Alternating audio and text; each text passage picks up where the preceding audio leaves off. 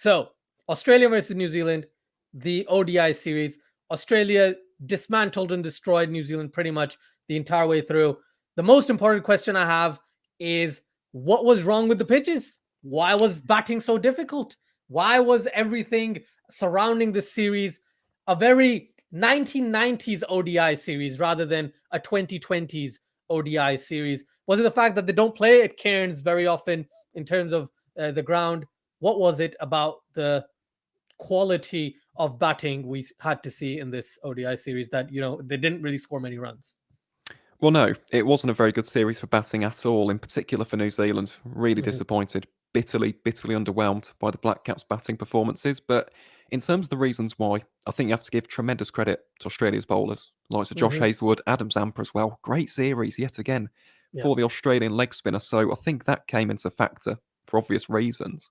But the wicket itself at Cazaly Stadium in Cairns was very tacky. There was uneven bounce. It was very difficult to get timing on that surface. And against quality seam bowlers and a very good leg spinner like Adam Zampa, you're always going to struggle. I still think at times New Zealand threw away wickets. And that really is a bugbear, in particular on slow wickets, because you've got to find the pacing of the wicket. You've got to take time. And although the strike rate might not be where you want it, it's all about accumulating those runs, because eventually the dot balls when you're bowling also build up and put pressure on the opposition. If you've got no target to defend, what's the point? And that seemed to be the case for New Zealand in this series. They struggled chasing as well. So it wasn't a great pitch. I've got to be completely honest. But at the same time, Australia adapted to those conditions better. I still think Australia could have batted better at times as well. Yeah, agreed.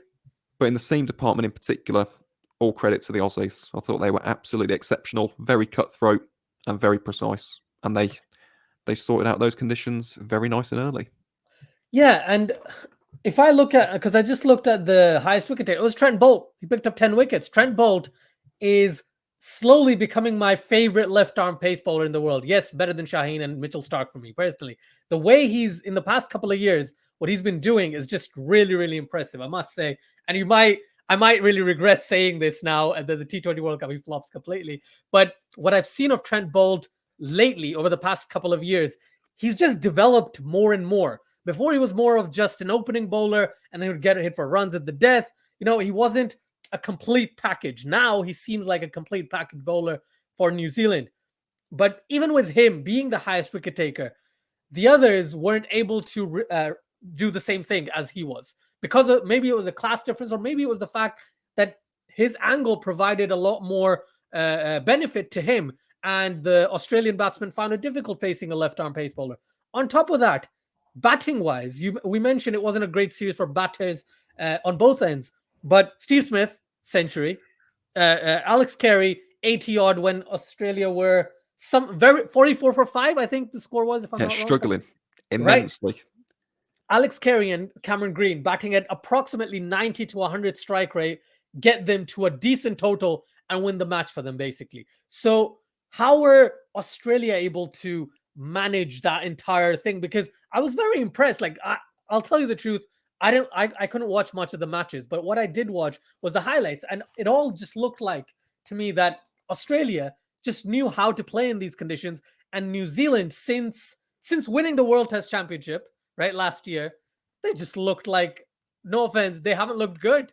Since then, they've just, whichever format you see them in, the quality keeps diminishing. Be it they play in England, they lost to England in a test series.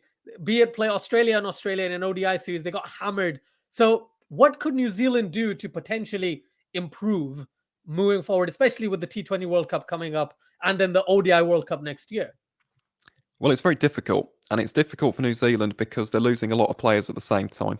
Okay, so in Test cricket, BJ Watling, Ross Taylor as well. In ODI cricket, goodness me, one of the greatest that I've ever had the privilege of watching. So they are losing these titans of the game. That is a problem for New Zealand, and you can't just replace these players immediately. So I would say that that's definitely part and parcel of the reason. But in this series, as I said, just lack of application. And that really is a key asset and a key skill in the game of cricket. It's looking at conditions and realising this isn't the Gabba.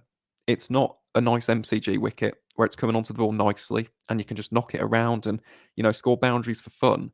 You really had to dig in and show some mettle on this surface. And I thought Cam Green and Alex Carey in that particular game showed that brilliantly. And it was really funny, actually. At one time, it was in that same game that I think it was Ian Smith on comms said, I think he was asked the question of, do you think 220's enough to defend?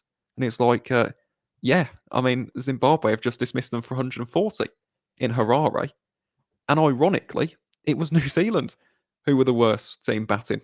So, again, it comes down to lack of application. It was very good bowling from Australia, though. Josh Hazlewood in particular. The guy is a gun red ball bowler. But in white ball cricket as well, and whether this is down to the IPL, because he has quite clearly picked up some variations from his time with CSK. But I noticed in this series, the knuckleball that he possesses is very potent. And that is a very dangerous sign heading into the World Cup as well. In particular, on those Aussie surfaces, a little change of pace might just do you quite nastily if you're facing him at the crease. So, going back onto the original question, Asjad, New Zealand's, again, they had one approach.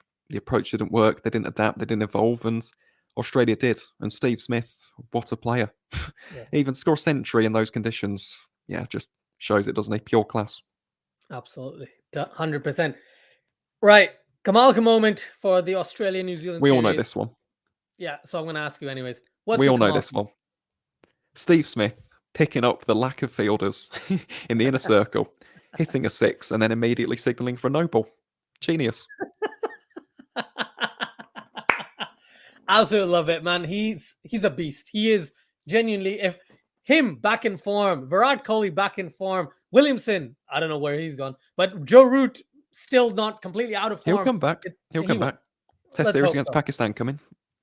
Let's hope he doesn't then in that case. I don't want him to. But genuinely, it's going to be a lot of fun, a lot of cricket coming up. Thank you, Aaron. As always, really appreciate it, man. My pleasure. For everyone watching, please do like, share, subscribe, all that good stuff. Do check out the Cricket Connoisseur on every single platform in the entire universe. He's a legend. He knows his stuff, and he helps me out in almost everything cricket related. So thank you very much. And until next time, take care.